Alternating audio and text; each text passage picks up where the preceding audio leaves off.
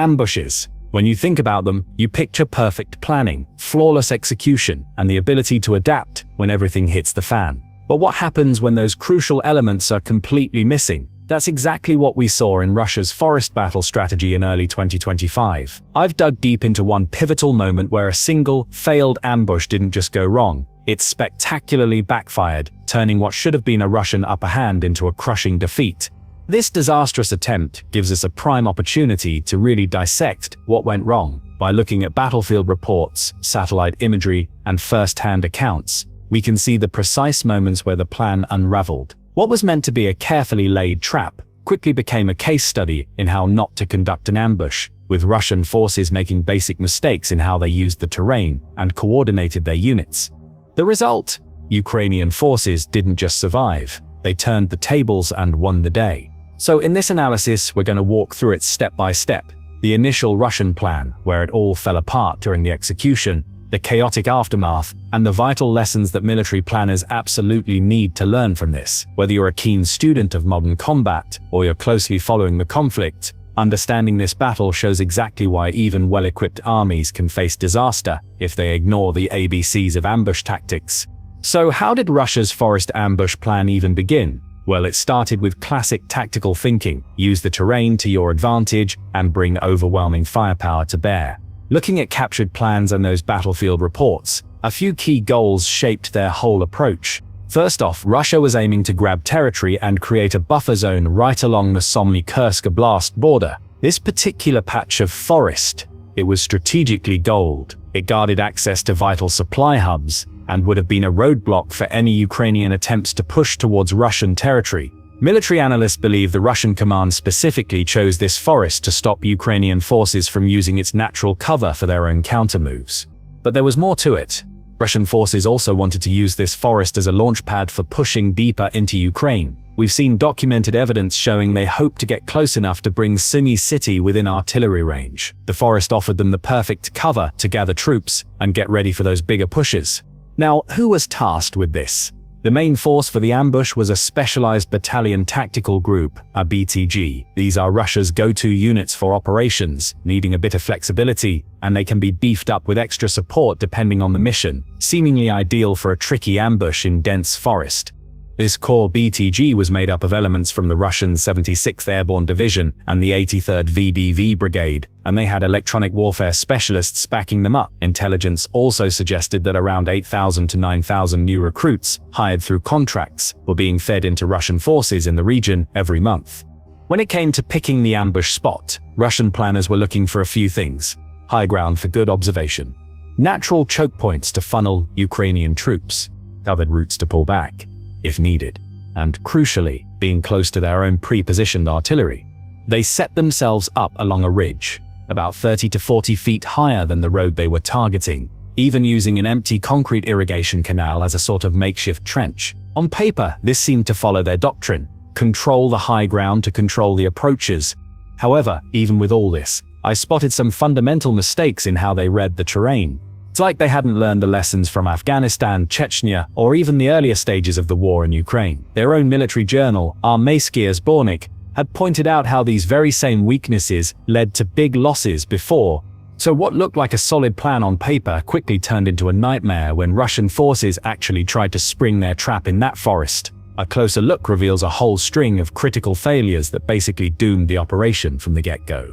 Right from the start, Russian units messed up by not properly securing the high ground around them, a massive blunder in any ambush. The Ukrainian defenders, on the other hand, had cleverly positioned themselves on elevated spots. This gave them clear lines of sight, like a deadly shooting gallery, right over the entire Russian column. From these vantage points, Ukrainian anti-tank guided missile teams could pick off Russian vehicles one by one. It's a core rule of ambushes.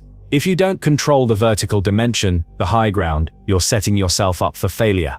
Then there was the coordination, or lack of it. Russian units seemed to be operating in their own little worlds, creating dangerous gaps in their attack. Their formations were all over the place. Some units would rush ahead, others lagged behind, leading to a messy, disjointed firing line. Even worse, Russian air support and ground troops were on completely different command systems, making it almost impossible for them to work together effectively. This lack of teamwork proved deadly, as Ukrainian defenders expertly exploited every gap. What happened next showed incredible discipline from the Ukrainians. They spotted the Russian column early on, but instead of opening fire immediately, they waited. They held their nerve until the entire Russian assault group was out in the open, completely exposed. Then, Ukrainian kamikaze drones took out the lead Russian vehicle, and suddenly, the hunters became the hunted. The Russians found themselves caught in a perfectly sprung counter-ambush. Within minutes, Ukrainian forces had reportedly destroyed 75% of their armor and taken out half their manpower. To make matters even worse, Russian communication systems pretty much collapsed straight away under Ukrainian electronic warfare. Russian troops ended up using unsecured civilian phones, with Ukrainian SIM cards no less. This was a gift to Ukrainian intelligence, who could not only listen in, but also pinpoint where the calls were coming from. Even Russia's advanced encrypted communication system, ASAT-1, was useless because Russian forces had, ironically, destroyed the very signal towers they needed to make it work. This communication blackout left Russian units totally isolated, unable to coordinate any kind of effective response. As Volodymyr Zelensky, president of Ukraine, said, "The future of the world is being decided right now on the battlefield in Ukraine." The absolute disaster of Russia's forest ambush wasn't just a localized defeat, it sent shockwaves that changed the entire strategic picture in the region through early 2025. Immediately, Ukrainian forces swept in and secured the critical ground that Russian units had just been forced to abandon. We saw geolocated footage confirming Ukrainian armored vehicles rolling freely on the eastern side of that canal crossing, near a network of trenches the retreating Russians had left behind. Most importantly, Ukraine captured the forest area east of the canal, including the crossing itself. This completely cut off Russia's ability to set up on the other side, costing them a vital launching point for any future moves. For Russia, losing this area was a huge blow, especially because it contained key supply routes. By taking that crossing, Ukrainian forces effectively widened their own supply corridor to the canal district, using it to reinforce their strongholds in the nearby high-rise areas. This logistical advantage meant that any further Russian attempts to assault Ukrainian positions just fizzled out. Intercepted communications paint a grim picture of the psychological toll on Russian units after the ambush. In one recording, we hear a Russian soldier desperately demanding that a supporting unit get a move on, shouting that their delay was slowing down the combat operation and putting the lives of fellow troops at risk. The Russian officer on the other end even admitted the delay had already cost lives. This breakdown led to a total collapse in command. Military analysts describe the Russian forces in the aftermath with words like disorganization, poor command structure, and collapsing morale. With no clear orders and sheer panic setting in, chaos reigned on the battlefield. Unlike Western forces, where NCOs can lead squads and make independent decisions, Russian units were often paralyzed without an officer telling them exactly what to do. Seeing their chance, Ukrainian forces launched a swift and effective counterattack. They quickly brought in armored vehicles, infantry dismounting to secure the abandoned Russian positions. This counteroffensive was specifically aimed at taking the pressure off the canal district by using that newly captured crossing to get supplies in. The Ukrainians systematically hit Russian weak spots, showing off superior tactics and well-coordinated moves. Ultimately, this successful counterpunch pushed the Russians right back to where they started, effectively clearing them out of the entire canal district. So, what can we take away from this Russian forest battle disaster? By really digging into every part of this engagement, we get some incredibly valuable insights into modern ambush tactics and how they're changing. First and foremost, know your terrain. A thorough analysis of the ground is the absolute bedrock of any successful ambush. Military experts always stress that this isn't just about picking the ambush site itself. You have to identify the kill zone, where your security teams will be, and your rally points if things go south. The Russians' failure to secure the high ground basically doomed their operation before a shot was even fired. A good ambush site funnels the enemy into the kill zone, traps them there, and stops them from maneuvering once the attack starts.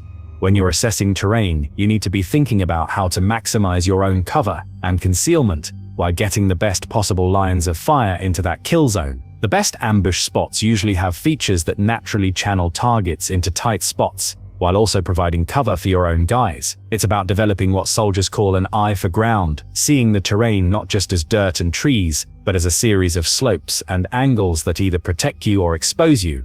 Next up, Overwatch is critical. Properly executed Overwatch is where one unit supports another with covering fire while they move. In any successful ambush, all your weapons need to be positioned to completely cover the kill zone, and your fire control has to be coordinated to get that combined arms effect. everyone shooting in a way that helps everyone else.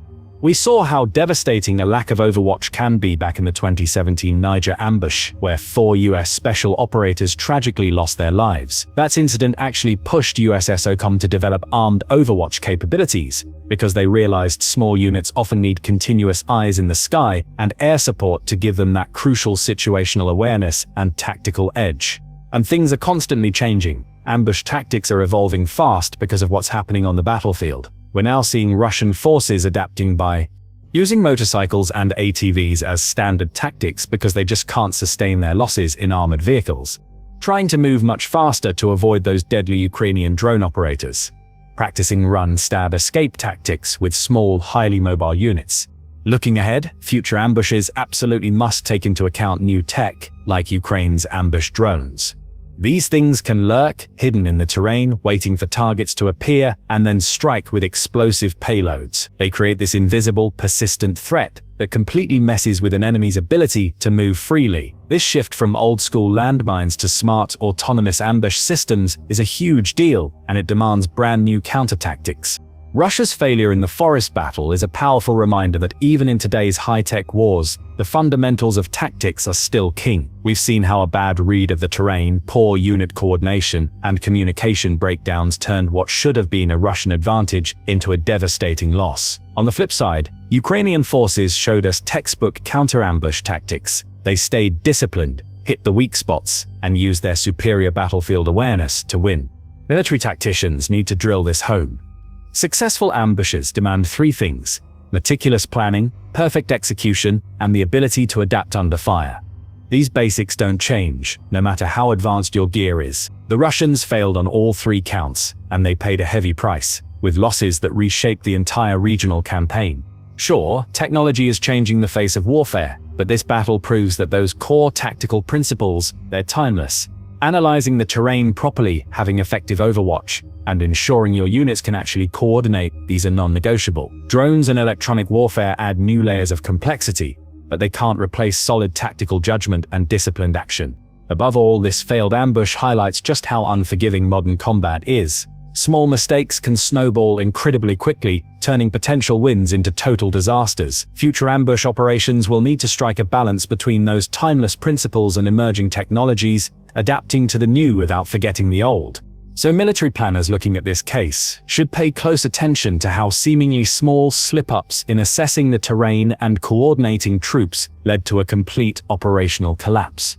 If you learned something new today, or if this breakdown gave you a new perspective, go ahead and hit that like button, and make sure you subscribe for more military insights like this in every video. The battlefield is always evolving, but this forest battle stands as a stark reminder. The basics, like securing high ground, keeping your units coordinated, and having reliable communications, are still the bedrock of any successful combat operation.